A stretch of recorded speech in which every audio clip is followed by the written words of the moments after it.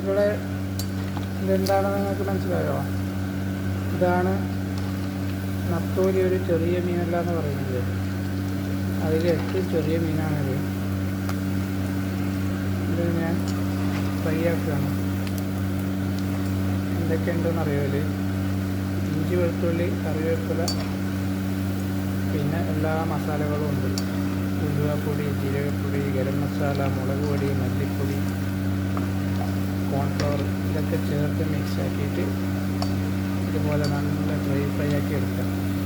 അപ്പോൾ ഇതിനൊന്നും കളയാനുണ്ടാവില്ല, എല്ലാം അങ്ങനെ തിന്നാം. നിങ്ങളൊന്ന് ട്രൈ ചെയ്ത് നോക്കി കേട്ടോ.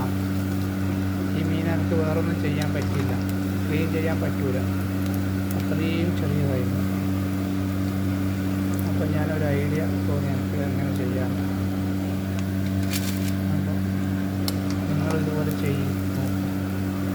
ഏറ്റവും ചെറിയ നത്തോലി കിട്ടുകയാണെങ്കിൽ ഇങ്ങനെ ചെയ്താൽ മതി. ആദ്യം അതിൽ കുറച്ച് ഉപ്പിട്ട് നല്ലപോലെ പുരട്ടി കഴുകുക.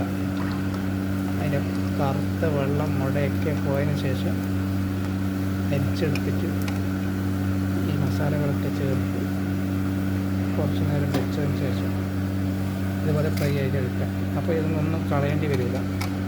ഇത് മൊത്തം നല്ല ക്രിസ്പി ആയിട്ട് തിന്നാൻ പറ്റും. ഓക്കെ, ഇപ്പോൾ ഒന്ന് പോയപ്പോൾ വാങ്ങിച്ചതാണിത്. ഇങ്ങനെ ഫ്രൈ ആക്കി എടുക്കാം. ഇതിനെ വേറൊന്നും ചെയ്യാൻ പറ്റില്ല നമുക്ക്, അത്രയും ചെറിയതാണ്.